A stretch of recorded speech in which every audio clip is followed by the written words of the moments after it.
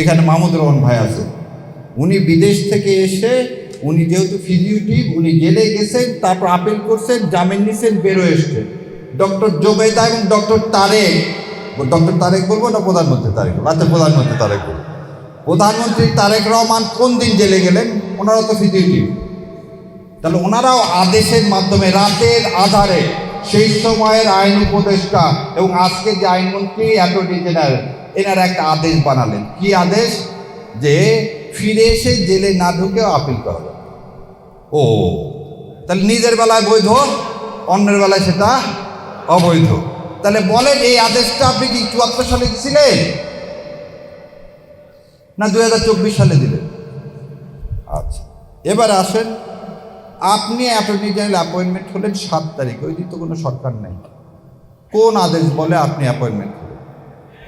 এই সংবিধানে আছে প্রধানমন্ত্রী এবং চিফ জাস্টিস ছাড়া আর কোনো কিছুই রাষ্ট্রপতি করতে পারবে না। দুইজনকে নিয়োগ দিতে হবে, প্রধানমন্ত্রী এবং প্রধান বিচারপতিকে। এই দুইজন ছাড়া আর কাউকে আপনি নিয়োগ দিতে পারেন না।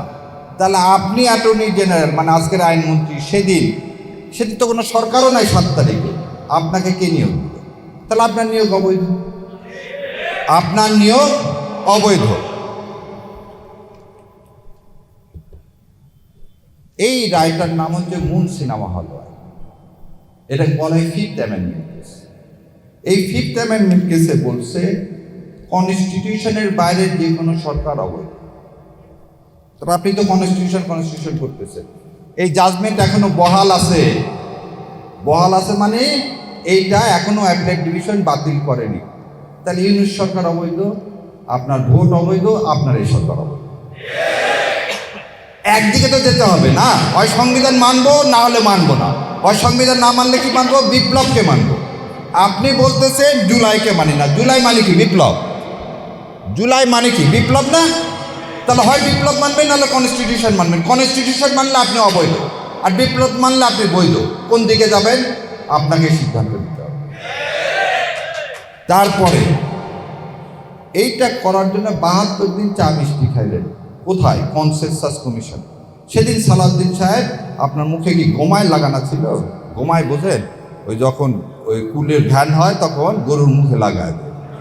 যে সেদিন আপনি কেন বলেননি যে গভর্নমেন্টের এই ফ্রি, আমার আপনার ট্যাক্সের টাকার চা বিস্কিট খাবো না, এটা অবৈধ? সব করলেন, সব করে এখন বলতেছেন এটা মানব না। এবার আর একটা কথা বলি, ওনারা বলছেন যেটাতে ওনাদের নোট অফ ডিসেন্ট আছে সেটা ছাড়া সব বাস্তবায়ন করবো, তাই তো? সে কথা বলছে না? আচ্ছা, সুপ্রিম কোর্ট সচিবালয়ে কোনো নোট অফ ডিসেন্ট দেওয়া নেই।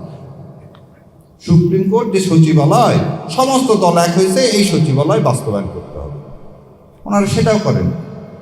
খালি তাই শোনেন, এইটার নাম হচ্ছে সংসদীয় কার্য বিবরণ। তারাই কার্যকরী কমিটিতে যা যা সিদ্ধান্ত দিচ্ছে সেইটাই ওই প্রণালীতে এটা কি করছে, তারা এগ্রি করছে। কি এগ্রি করছে দাঁড়ান পরে শোনাই।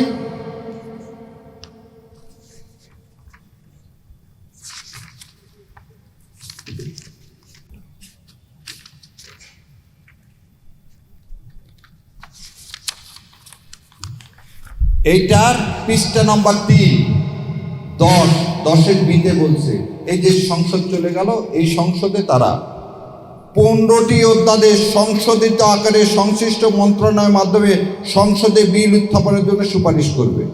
কোথায়? এই যে সংসদ চলে গেল সেই সংসদে এই 15টা বিল উত্থাপন করলেন না। কি কারণে করলেন না জানেন?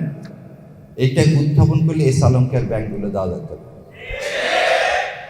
তাহলে আপনি আপনার কার্যপ্রণালী মানতেছেন না, আপনি জুলাই সনদ মানতেছেন না, আপনি গণভোট মানতেছেন না, তাহলে আপনি মানবেনটা কি?